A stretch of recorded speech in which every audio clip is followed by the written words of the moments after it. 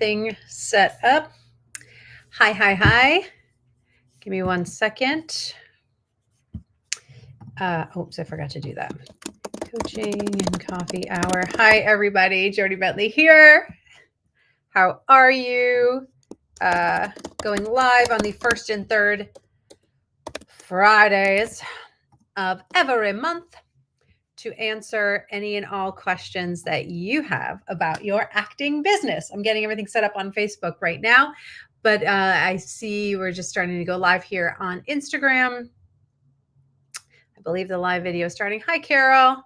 All right, I'm live on Facebook now. Let me refresh. And I should be live on YouTube. That usually has no problems.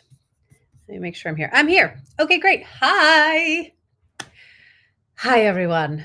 I'm going back to my old school way of doing things today. I'm here live on my Instagram at Actor Insider, and I'm here live on Facebook and my YouTube for Actor Insider as well.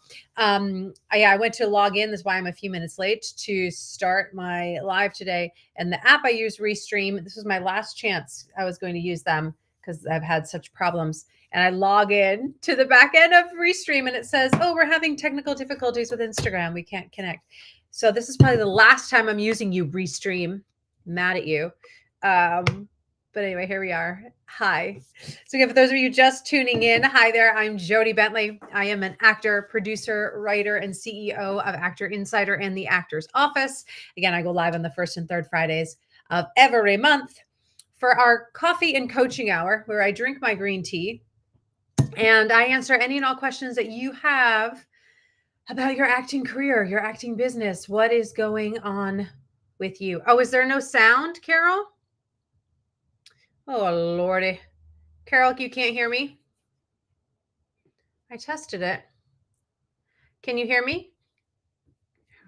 All right, we're going to just take out the microphone. Hi, look at this. Hi. Let me stick that back up. All right, Carol, can you hear me now? Can we hear? Yeah, everyone on Instagram, can you let me know if you can hear me? I don't want to keep talking if people can't hear me. Got it. You can hear me now. Okay, good. So really then, this microphone right now is just for show. That's basically what we're saying. You can hear. Thank you. Oh my God. All right. Shall we dive on in? Erica, you can hear me. Thank you, Erica. Appreciate it. All right. Feeling a little thrown today. Thrown a little just off today, I think. That's all right. Here we are together. Let's all take a deep breath in and let it out. Because here we are in June. We've gone through 5 months this year, over 5 months of this year. So let me know one word in the chat right now of how you're feeling. How are you feeling right now? Let me know in the chat how you're feeling. I have to say, this week I felt a little off, but for the most part, I've been feeling pretty freaking good. I just got back from New York. I was out there doing a reading of a new musical. I really wanted to do more singing and more theater this year. So that was really lovely, just a lovely experience. So I'm still flying high from that, but I think maybe that's why this week was a bit off. You know, when the play wraps, the musical ends, your time on set is over and you kind of get that little like, you know, I think that's what I'm feeling a little bit this week. But I want to know how you are feeling. Let me know how you're feeling in the chat. Because I feel like I say this all the time. I feel like things are slowly picking up. And I do feel it. And I feel like there's a lot of moving parts in this business right now. I think that is a resurgence for indie film, for creators, content.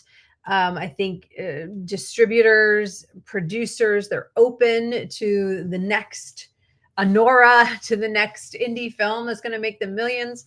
I think people are open to that stuff. So I just want to say that if you have been feeling Just a little disheartened in your own career. Um,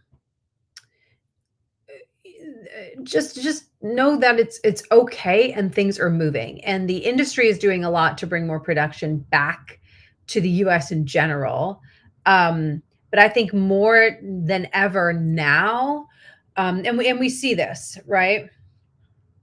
We see this movement, meaning years ago, it's like everyone had agents in multiple markets and they were local hires, even though they weren't.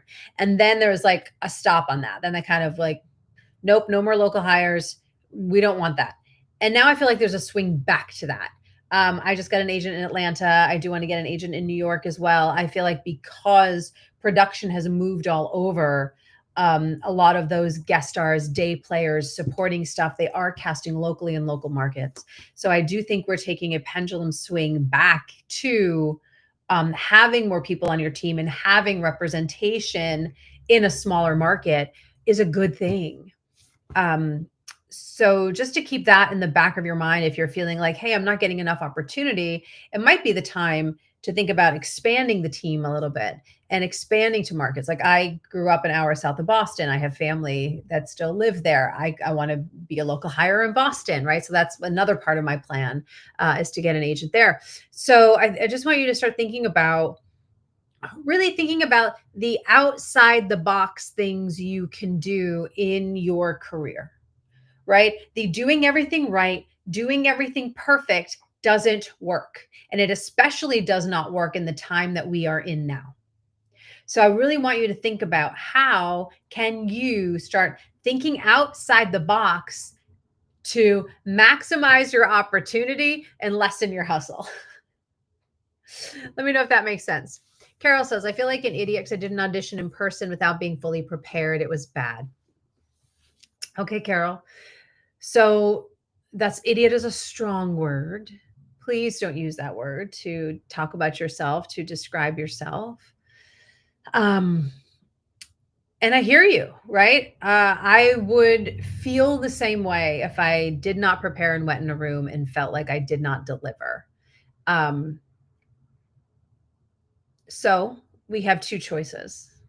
We can go into self beat up mode about it, shame ourselves, get angry at ourselves, spiral down, let our limiting beliefs surge out of control, which they love to do.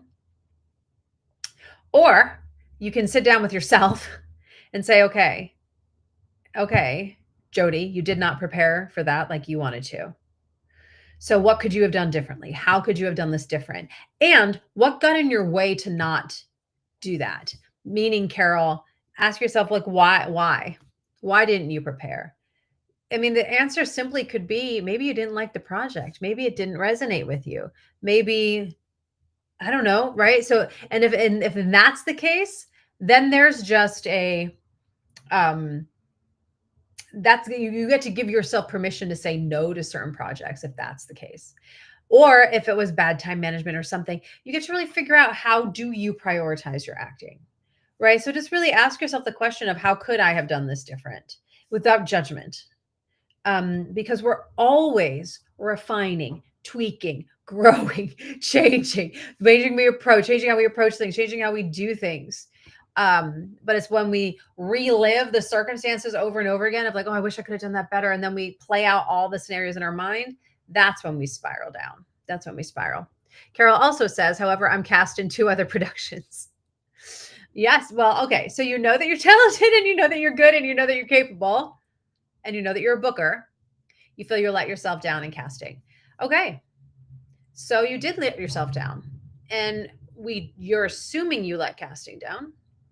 You let them down from seeing your true gifts and from sharing who you are.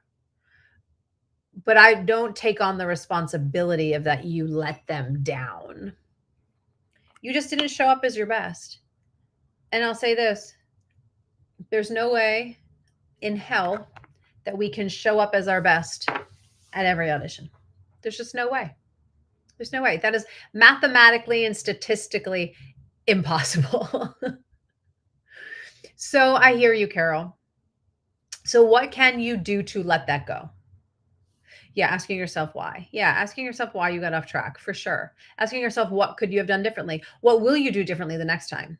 So it's not even going back to fix it. It's like, but what can I do differently now when I get an audition in person? Because in person is so much different. I remember I did a casting workshop, which was my first audition back in the room a couple of years ago, year and a half ago, whatever it was.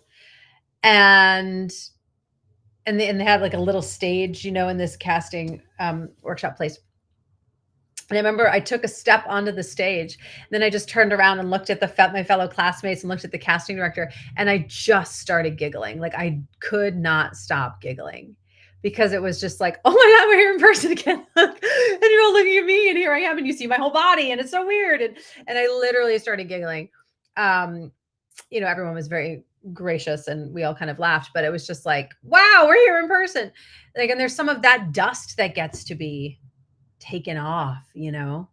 Um, and it says paused. All right. Are we back on Insta? I got a thing that said pause for poor connection. I am just winning left and right on my technology. Anywho, Carol, let me know if that makes sense. Thank you for sharing that. Really. Erica says she's feeling sluggish, but Starbucks is helping. That's a good thing. Starbucks is a good thing. All right. All right, let's see. Bastian, hi. I haven't seen you forever. How are you? I completed a full feature, yes, and put out on Script Revolution. I'm back in London on the 12th for a short. Oh, great. Great, great, great. That's amazing. That's amazing, Bastian. Congrats. You are killing it and working. I love it. I love it. So yeah, in 6 days, we'll be back in London. Amazing. All right. Let me know what other questions are coming up for you. Or if you want to share how you're feeling, let me know. But any questions you may have about the industry, any questions you may have about your own business, any questions you have about me, happy to answer. Feeling like I want to go deep this Friday. Let's go deep. Let's ask some deep questions. So let me know. Let me know what's coming up for you. And let me go here. Let me just make sure. All right, there we are. Yeah, let me know what's happening. Like, I'll say this. Let me see. What do I want to talk about? I feel like in my own career, because of everything that we've gone through, right? With the pandemic, with the strikes, put the S in the wrong place. AI, just all the changes in our industry. I think even for me, I started to feel the past year tight, right? Like, oh God, is this gonna is I hope this works out. Like even I was doubting things, questioning things, right? It's natural. But just feeling tight of like, oh God, I gotta make this happen. I gotta stay the course. I gotta stay the course. And like, but then getting tighter and tighter and tighter around that and hustling more and more and more and more. And at the top of this year, I was like, I can't keep doing that. I can't keep being in tightness and forcing. Let me know if this makes sense to you or if you can relate. That I couldn't do that. So I really focused, took the ownership back on my own mindset, right? So started refocusing back on my patterns and my mindset, which is like step one in the Actors Think Tank when I teach in there. Step one is all about mindset and limiting beliefs and getting out of your own way. And I really made that my focus for the first quarter of the year. And because I had all these other pieces in place already, like I know my brand and my tools are great and I have great headshots and I have a team and like all these, I have lots of things that are spinning. And in the first quarter of the year, I did get pinned for 2 TV shows. Like things were good, but I was feeling off. But after the first quarter, I noticed an alignment happening, that opportunities were coming to me, that the universe was listening more, that I had more ease as I approached things, which made things feel like they were easier. And so if you've been feeling tight, feeling like you're in the hustle, feeling like, oh, I don't know if I can do this, I really invite you to stop resisting what's out there, stop focusing on what you don't have, and start focusing on the inner work, of how you are self-sabotaging. How are you showing up? How can you show up better for you? Then you can get back to the business stuff, right? Because we do need to have all those pieces in place because it is more competitive now, and we know that. Um, but I just really invite you to search for the alignment. Be curious about the alignment. If you're aligned with yourself and feel like you're in a grounded, centered place, it is so much easier to move forward. So much easier. All right, Erica. Oh, Erica. See, this is what happens on Facebook. The question goes away. I saw that you asked something. Hold on, let me see if I can refresh. Doesn't show me all the questions. Erica, I missed your question. I see your follow-up of your SAG-AFTRA union eligible. Can you just copy and paste that again? Dina, I sent a self-tape to some directors. I'm reading on Facebook over here, you guys. I sent a self-tape to some directors who are making an adaptation of my favorite book series. I sent some follow-up emails and no response. I'm wondering if it's okay to post my self-tape on my Instagram since it wasn't an official audition.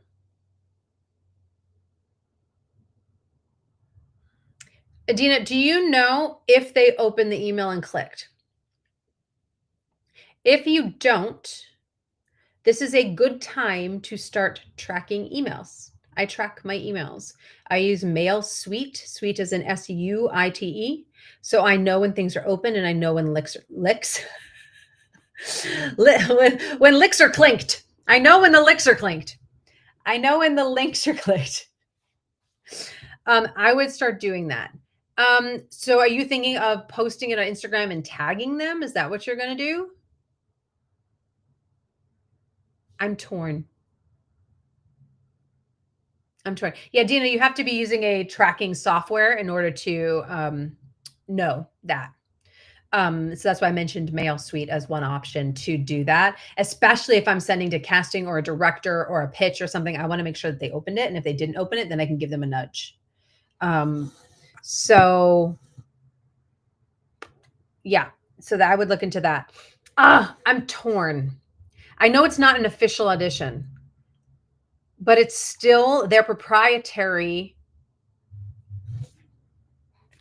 information. That's not the right word. I don't know if they want that script out in the world, that scene out in the world, right? It's like, yes, you can put out self-tapes, but not self-tapes of a show that hasn't aired yet. You know what I mean? I wouldn't do it. I wouldn't do it.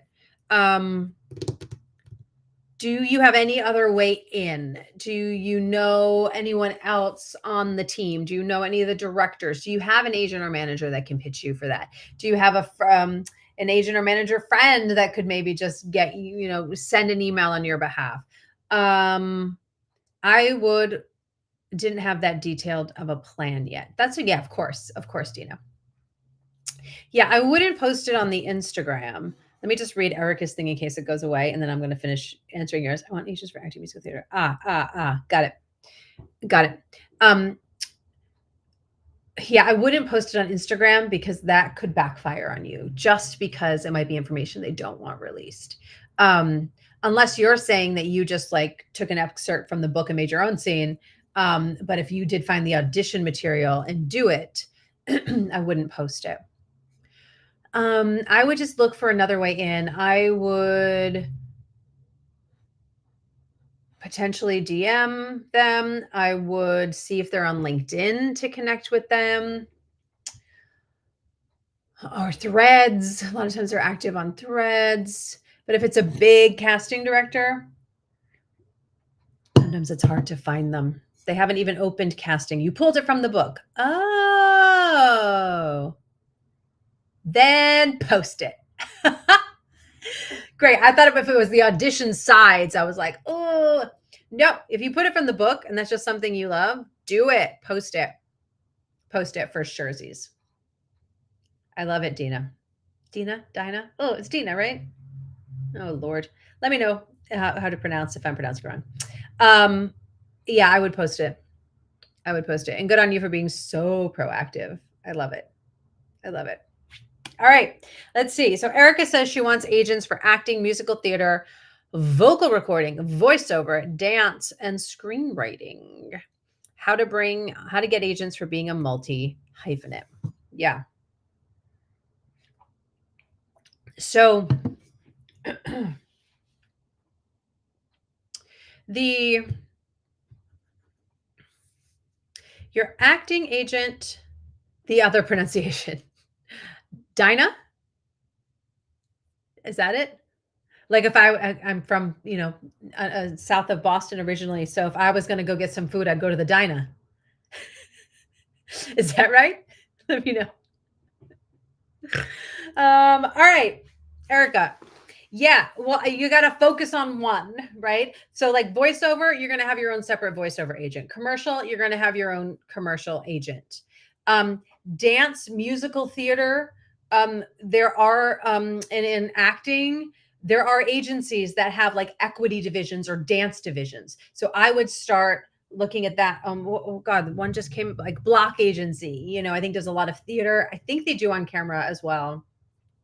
I would start looking around for the agencies that do theater, have maybe equity divisions, or and theatrical divisions for film and television, and a lot of those do have dance departments.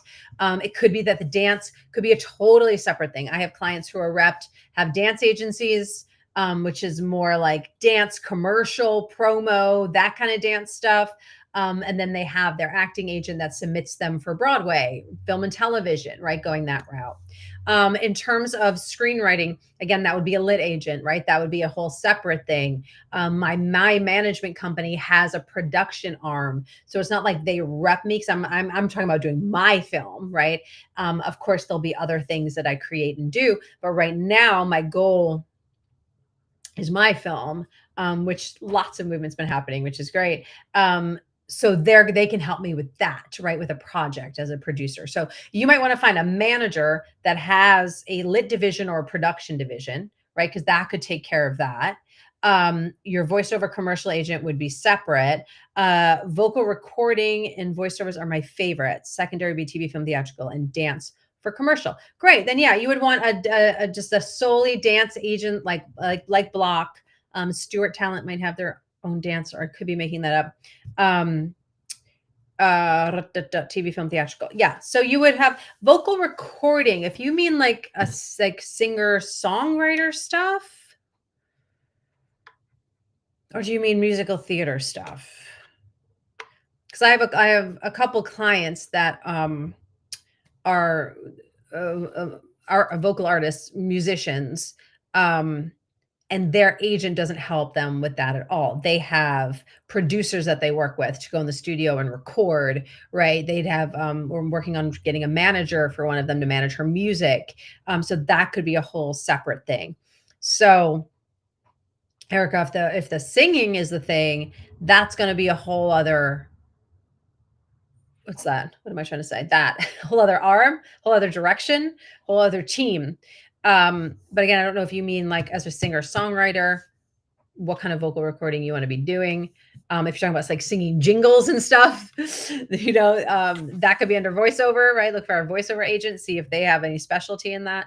But yeah, so you definitely want a voiceover agent, TV, film, theatrical, and then finding some dance department that could also submit you for like, you'd have to see, because if there was like dance films or stuff like that, that might be a thing. Animated features or dubbing or video games. Oh, that's what you mean. Oh, well, a voiceover agent will do animated and video games. So that's a voiceover. Dubbing, you just need to get like involved with some of the dubbing houses. I know a lot of I did that for a while. I know some of them are still doing it. I think some of them have started using AI. So that wouldn't be necessarily an agent that would help you with the dubbing. And musical theater. Jingles would be fun. All right, Erica, here's my assignment to you. What is most important? And start there. Start with the number one thing and put your effort there to get that plate spinning. And if there's 2 plates spinning, great, right? Like, what are the top 2 foci, whatever. What are the top 2 areas? There we go. Areas of focus. I can say that instead. The top 2 areas of focus for you, because this is a lot. This is a lot. So if it sounds like you want to get a voiceover agent, number 1, I would get the voiceover agent and get the TV theatrical. for my money looking at your plan here. Why is it sad? Erica said so sad. Why is it sad, Erica? Let me know. It is not sad to have interest in multiple things. Oh my God. I work in my office a lot, and then I'll go downstairs and work. And then we have a patio and like to sit outside with my dog and work during the day too. And I was sitting outside yesterday and I was like, oh God, yeah, I want to take that course. Oh man, I really want to learn more about this. Oh man, I even forgot what it was. It was like 3 things that I was like, ah, God, I wish I could take those courses and do that and learn that. And I was like, and I don't have time. Like, it's just like, there's not enough time to learn everything, not enough time to do everything. And, I came inside and I told my husband, I was like, how can I be an AI? I want to have as much knowledge as AI has. Like I really want to like live in the matrix. Can I live in the matrix? Because I just want to know so many things and have time to do so many things. So if that's what you're saying, Erica, I get that it's sad that we don't have all that time to do it. I get it. What's not sad is that you have a lot of interests and that you're passionate and you're clear on what it is that you want. We just got to dial it back and go, great, I have all these and I'm holding all these interests. How do I turn this into a cohesive plan? How do I make this path easy? How do I make this path work for me? So AI is sad. Oh, okay. Vocal recording, voiceover, and sitcom acting in that order. Okay. I went on a whole other tangent, answering a whole other question that you did not ask. AI is sad. It is sad that it's taking over dubbing stuff for sure. I knew actors who made their whole living on that. And some studios still might be up. I mean, the Netflix studio was huge here in Los Angeles. Anyway, great. Voiceover and sitcom. Great. You need a voiceover agent and a TV theatrical agent. That's your 2 focuses. Focusy, focus I. Haha. Areas of focus. All right. You're good. You're good, Erica. You're good. All right. Let me see here. Bastion said, finding the right place to submit my script for sale. Do you mean your script? Let me know. Clarify, please. I'm looking to find the right place to get my script read and produced. There you went. You already did it. The right place to get your script read and produced. Okay. I'm going on a laptop now. Better for text. Oh, got it. Well, Bastion, that is a big, loaded, giant, beautiful question. And it's not an easy 1-2 punch like that. You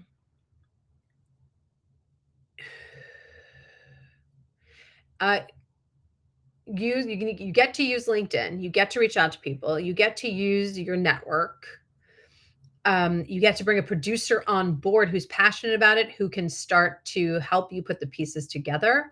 You can find someone that believes in the project, do a shopping agreement with them. That way they can shop the script around for you. But there's no one place just to drop off your script and have them read it and then go, yeah, I want to produce it. This is a long game. You're going to play a long game now to build a team or build someone to shop it if you don't have those connections.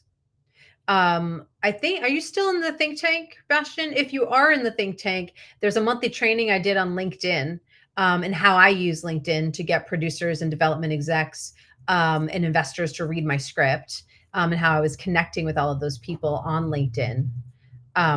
So there's a training in there for that. Did you ask something else? No, not yet.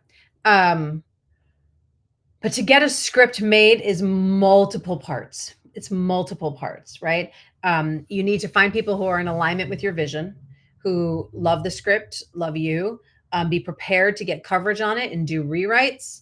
I don't know where you are in the writing process of it. But once you have a producer on board, then you need to get your director on board, but then you need your line producer to get the budget and the schedule. So yeah, he says you'll have a look. Okay, great. I think that's going to be really helpful for you. But it's really now getting the team together who's aligned with your vision of this script. And that can take a little bit of time. And then you need some, again, if you have someone shopping it around, they could be pitching a production company. A production company could come in with money on it. I know there are, like I said, investors now looking for their next Honora, right? I don't know what that says, Bastian. I'm at R4 Avatar a review. Clarify. I lost track. What I was saying. Yeah, I know investors are looking for stuff, but it's about finding the team to after a review. You're at a 4. What does that mean? On the coverage? Let me know what you mean by that, Bastian. Oh, yeah, I was saying there are some production companies that might come in and invest, but not a lot of them do. I have a production company I want to work with that I'm in talks with, but they're not investing in my movie, right? It's up to me to go find the investors or my producers to find the investors. Oh, revision 4 on the script and had a review. Great. I love it. I'm probably on revision 15 on my script. I've been working on it for a couple of years. It's crazy. Revision 4. Great. But did you get coverage? Are you getting feedback? Have you had people read it? Have you done a table read of it? Have you figured out what you need to rewrite? Have you had trusted people read it and give you notes? That's definitely something to do as well, right? Making sure that it's the most solid script you can have. Even right now, I just got a producer on board my film. She's really in alignment with the vision. She loves it. She thinks the script is solid, but now we're going to take it to a script doctor just to tighten it even more because there's probably things I can't see. And it's at 117 right now. Would love to chop off a few pages. I don't know what to do. I don't know how to chop it anymore. I've chopped it. So like that's our next piece, right? And then she's going to be shopping it around. We're going to do a table read for investors. Like we have a whole plan going on. But so I would say, start with your circle, start using LinkedIn and find people who want to tell that kind of story that you wrote. It's just about building the right team. Right? And now I'm taking meetings with directors because we're finding who's on the team, and then we're going to get a casting director on board. So there's a lot of steps and a lot of pieces, but first and foremost, you want to get that producer on board that can support you with all of your efforts and that really believe in your vision. Or get someone to just have a shopping agreement to shop it around for you. All right, let me know if that helps. Bastian. Hi, Abu. Hi, Rupinder. Abu says your information is very useful. Thank you. Troper says, hola, greetings from Mexico. Hello. You had feedback with other actors and have a planned table read. I love it. Also have other like writers or producers read it that you know. Because sometimes actors are really nice, right? Because they want to be in the film, so they're not going to tell you everything that's wrong with it. So just know that. I would also find a writing coach, just find someone. But I love that you're doing a table read. I love it. Because it is so valuable to hear it out loud. And also just to hear people say, oh, this character didn't make sense, or this here, right? So actors will tell you that stuff. So that's good. Great. It's LGBTQ AI plus. I love it. Yes, that does help. Thank you. You're welcome, Bastian. You're welcome. All right. Hey, Kate, how are you? Okay. Kate says, I'm having a rough time carving out time for my career. I get it. I need to schedule office hours for reach outs. Any ideas about how to get this time thing under control? Yes. Let me take a sip of my tea. It's hard when we control our own schedules. Cases, I'm trying to take a little more control over my career. I love it. And it's definitely hard, again, when we are in control of our own schedules, and then we're not like working for a job that goes from 9 to 5, you have to be here. And by noon, I need that report. And by this, I need that, right? Like I watch my husband works from home, but he's constantly in communication with the producers on the show, and he has deadlines for cost reports and budgeting and blah, blah, blah, all the things. And, I can go, I can move this here and I can put this here, and I'm going to go take the dog for a walk now. I can move it, right? So things are a movable feast in our careers, which is lovely and awful all at the same time, because that just means we get to be more disciplined. And reach outs, marketing are the thing that everyone, including myself, lets slide, because it's not the fun part per se. And there's a lot of, I think, some baggage that goes around with that. Like, oh, I'm reaching out to someone, I could be annoying them, blah, blah, blah, all that mind chatter that we have as actors. So Kate, I would first of all see if you're self-sabotaging in some way. And Kate, are you in a 9 to 5? Are you in a 9 to 5 job? So you're trying to find the time outside of the work and the taking care of yourself and all that stuff. Is that really what we're talking about? Let me know.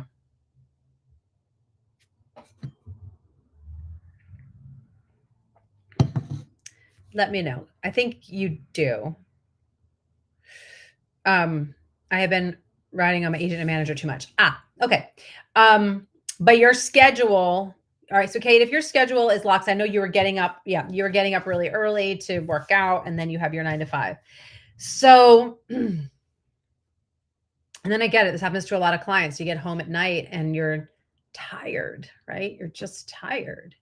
So is there a point in the middle of the day where during your lunch you can reach out to 2 people, 1 person even? If you just said, before I eat my damn sandwich or go get my salad, if I just reached out to 1 person, because then at the end of the week you've done 5, or maybe it's 2. Maybe you'd reach 1, you have lunch, you do 1 more, you get back to your day job, right? Maybe you can incorporate it in your day, as opposed to, I'm going to take care of myself in the morning, I'm going to work for someone else in the afternoon, and then I get home and I'm tired, or I have to go see a show or do a thing, right? Or whatever. Yes, work out 9 to 5 and live life. Yes. Is there a way, Kate, to incorporate that in the middle of your workday? What it will force you to do is be more, what's the word? Be more intentional and fast with your emails. Because sometimes we go, oh God, I don't know what to say. And we get so precious with it, and we get all weird about it. And then we write a draft, and then we go back and we tweak it and we write it again, and then we send it in 3 days, right? But this could just help you move faster, right? You could easily get 1 reach out in 5 minutes. You could easily do it. Go on Instagram. What are they doing? Go on, Google their name. What's come up? If it's a casting director, go to their IMDb. What do they have coming down the pike?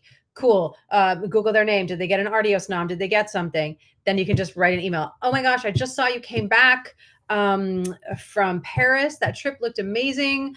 Congrats on getting the 3rd season of Shrinking picked up. Whatever. Do you know what I mean? It could be something super short and super sweet. I would do it before you eat your lunch. Try that, Kate. She's aiming for 5 reach outs a week. Great. Do it during the day, and make that a non-negotiable before you eat, and see what that does. Great. How does that feel, Kate? Is that aligned? Let me know. Let me know. Oh my gosh. So I think it was Ines had a question. Again, there's something, a glitch on my Facebook that I can only see 4 questions at once. Oh, there we go. Thank you, Ines, for writing it again. All right, Kate, let me know if that makes sense. Ines, hi, Jody, I'll rephrase. When gathering a team for the script and production, what's the best way to make the script available for everyone and at the same time avoid too many shares or potential leaks? Yeah, right. I keep it in a Google Drive. So I send everyone a Google Drive link, and in that drive is my 1 sheet, my pitch deck, and my script. So that way, when I'm making tweaks or changes, I could swap in a new script, and then I don't have to send anyone a new link. If I'm updating the pitch deck, same thing, right? They could obviously download it to their computer, but most people will just read it in the Google Drive. Yeah. So I do that.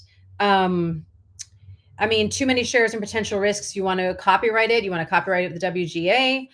Definitely. So you have that for you.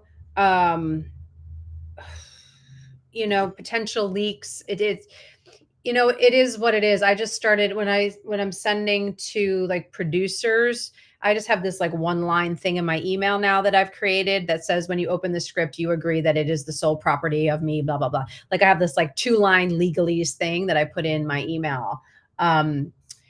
Because, having everyone sign an NDA, it's not going to happen, especially when you're going up to bigger and higher people, which is, where I'm at right now. They're not going to sign NDAs. They're just not. So there is a little bit of trust factor that has to go in there. Not that having a 2-line thing is going to stop anyone from doing it, but at least it shows that I'm proactive and that I'm saying I'm taking ownership. Registering it, yes, yes, yes. Getting a copyright, yes, yes, yes, yes, yes. But I keep it all in a Google Drive. So that way I can always take the link down, again, someone could download it, but at least I have it in a controlled environment that I can take away access if need be. So try that, Ines. Try that. Let me know if you have another follow-up question. Kate says, I actually did that last night. I was watching Better Sister and DM'd the CD who is a fan of mine and told her how much I love the chief of police. I love it. See? I love it, Kate. That's great. That's really great. And like, that's wonderful. Like in the moment of like, oh yeah, I'm just going to do this. And it's easy, right? So if you can get your 5 solid people out during the day, and then anything else that happens at night is like extra, it's golden. Yeah. All right. Let me see. All right, Abu, let me know how an Indian artist can get a chance in Hollywood. Maybe I should pass this off to Rupinder. Rupinder, do you want to? Rupinder's a client of mine who works in 4 markets.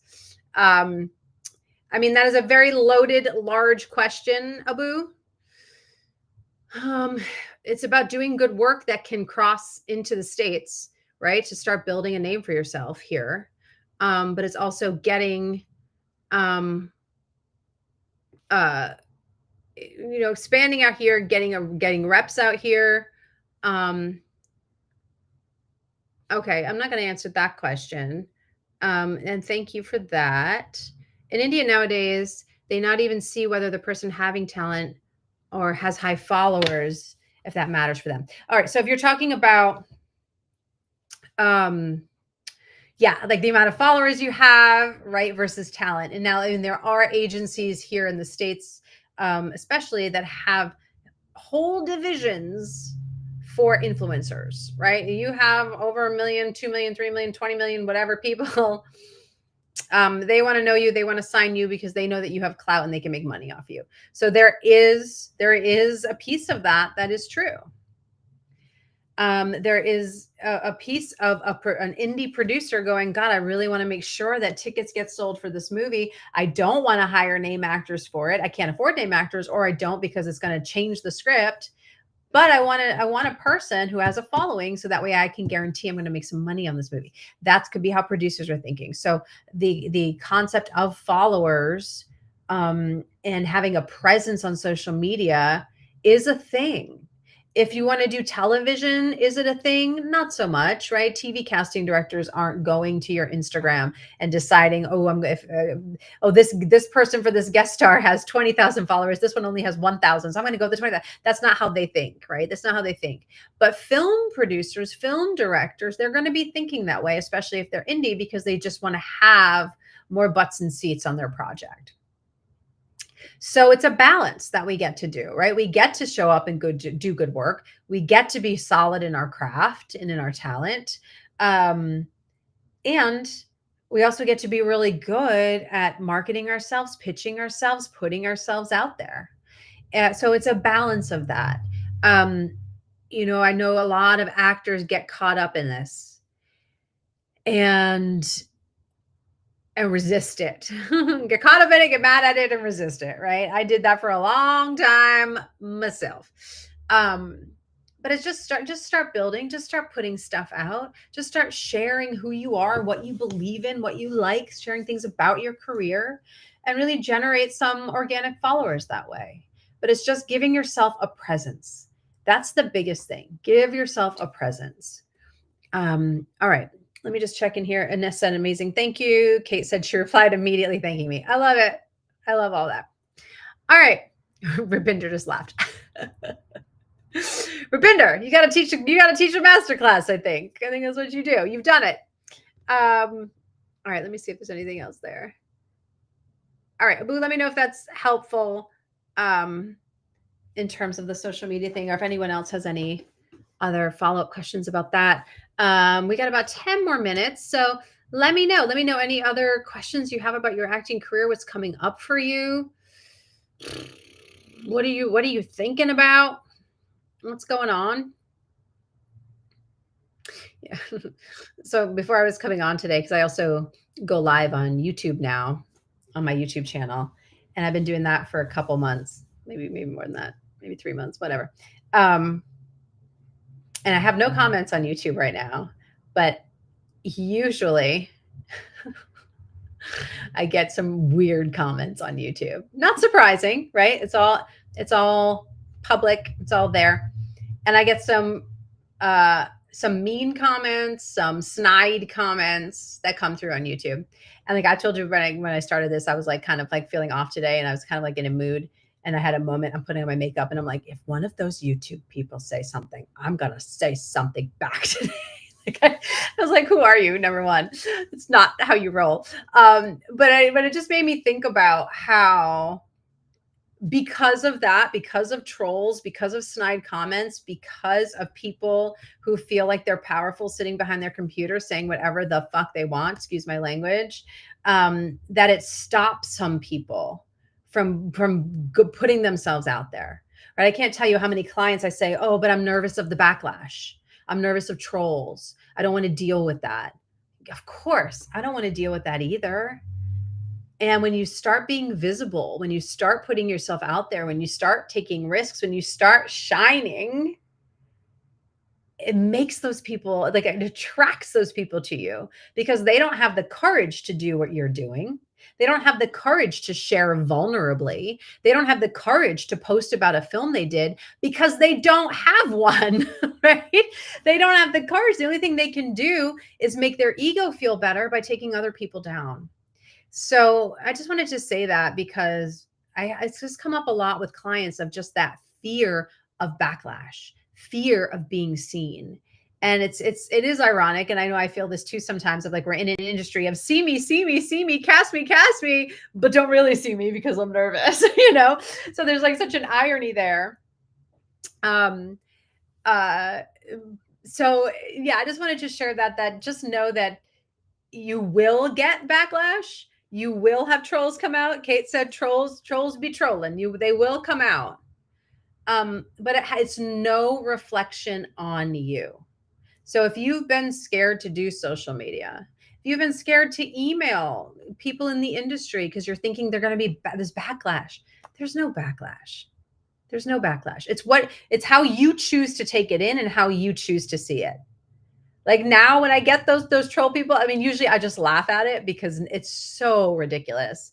Maybe 2 years ago, it probably would have affected me more, but now it doesn't. So I just wanted to say that. Kate says that happens with some friends too. People get threatened by success. True. Very, very true. I think also that's one reason why I think, well, that's TMI, but I said I wanted to get vulnerable today, right?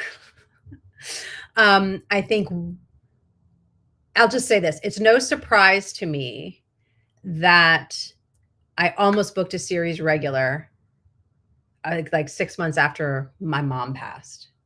That I think I was keeping myself smaller to not make her feel bad, because she was jealous and had lots of things that she was jealous of me. So there was, so people, your close people, can also make you feel bad about success or put a cap on your own success, right? It's just very interesting. Okay, you jumped on YouTube. Thanks, Kate. Kate says, great advice on taking 5 actions per week. Thanks, Kate. All right. Let's see. Oh, Suzanne. Thanks, Jody. I always get such a boost from these moments. Oh, I'm sorry I missed you in New York, Suzanne. All right. Kate says, and that is shocking to my system. Yeah, it says that's vulnerable. Thanks for sharing. You're welcome. You're welcome. Dinah, I'm currently in Mexico for an extended period. I do have a work visa. It's not a priority for me and my partner right now. What are ways I can keep on top of acting while I'm here? Dinah. I did it, right? Dinah, that's right. Dinah. I was making the joke about the Boston Dinah. Dinah. What are ways you can keep on track of your acting? LinkedIn, reach out, social media, doing your self tapes from there. Attending panels, reaching out to people, attending online festivals. Yeah, it's going to be all about connection and relationship building, and you can build anything from there. You know how many Zoom meetings I do and take and connect with people. Yeah, you can. I totally. Still do auditions, still do stuff because you can always fly back, right? You can always go shoot something. But still run your business like you're in a major market. And that's what I say to all my clients who are in smaller markets is it doesn't matter where you are as long as you're willing to travel. If you're willing to go, yes, I can be there on set in next week. Great. Keep submitting those auditions. Keep reaching out. Keep connecting with people. Right? I mean, Tribeca is happening right now. I'm so mad I had to leave New York before Tribeca, but like pay attention, right? To who's coming out of Tribeca? What films? Who's directed what? Can you reach out to them? Can you congratulate them? Right? Just start paying attention to what is the work that you want to book, and who can you reach out to and build connections with that. So yeah, I love that you're taking a break. Having some downtime in Mexico. That sounds lovely. I can be there in a couple hours. But yeah, you can just still keep running your business. It doesn't matter where you are. Amanda, you do you and don't worry about what everyone else thinks. I heard a speaker use the analogy of blinders on horses. He said, keep using blinders in your career and don't worry about anyone else's career. Yeah, for sure. For sure. That goes into the whole like compare and despair thing, you know.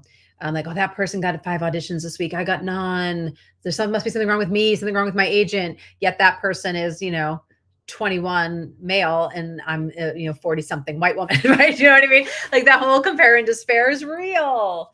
But you also have to just focus on you and what you're doing and building your own connections and career. Okay, I think Kate, I see your question. I feel like I've negated Instagram. I just want to make sure I got everything here. Bastian, I've just applied for a self-tape for a role in a movie with Samuel L. Jackson in the Canary Islands and coming September, October. I love it. See what happens. You never know what happens. You never know what happens. Exactly. Bastian says, just keep applying. Just keep applying. It's a numbers game. It will eventually work in your favor.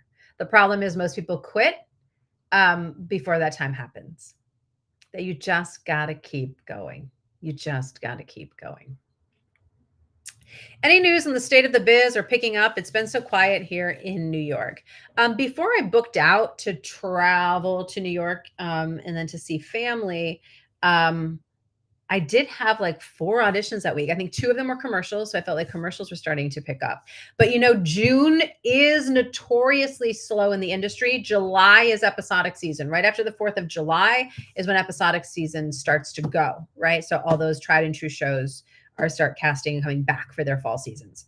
So June historically has been slow. I've always tried to do vacations in June because I knew it was slower. So there's that. But like I said, before I left, I felt it picking up. This week was quiet because I know I've been booked out. So now it takes like a week to rev back up. So I don't have like my finger on the pulse of fully what's happening on based on my own career right now, just because of my book out. But I do know some clients here have been getting some auditions. I haven't seen a ton of TV stuff, more indie film. But yeah, June is notoriously slow. I know Los Angeles has been doing a lot to bring production back with tax breaks and things. I need to pay attention to the latest news on that. I haven't paid attention for 3 weeks. But I know there's lots of things in motion. That's what I'm trying to say. But I don't have a solid answer for you, Kate, except June is always notoriously slow. And to that end, right, again, Apple TV could decide to do some stuff, right? Again, my husband works for Disney. He's a production accountant on one of their shows. They just picked up a new pilot that's starting, right? And they have 2 shows going right now, and they picked up a new pilot. So they're doing some stuff. I'm sure some other networks will be casting something, but usually June is overall just slower. She says, yes, lots of indies happening. Yeah, it's a huge resurgence in indie film right now, a huge resurgence. That's why I think it's really important. And I get to do this for myself. Just go back to directors I've worked with in the past and reach out again and connect, and producers, just like, stay top of mind there, because the indie film world is where it's at right now. All right. Any other question? I feel like they have stockpiled all those shows that were done during the pandemic. Yes. I did read an article about that they had so much content that could sustain them for a while. And now there's it's not as much, right? So they are going to have to start doing some things again. But yes, I think that's what helped networks and studios get through the strikes, get through all of that, because of a stockpile of stuff that they had done. And because of like pre-COVID, how much money they invested in, products and shows. So yeah, I do think there'll be a shift. There will definitely be a shift. I do think we're going to see a change, July into the fall. I think things will be a little different for sure.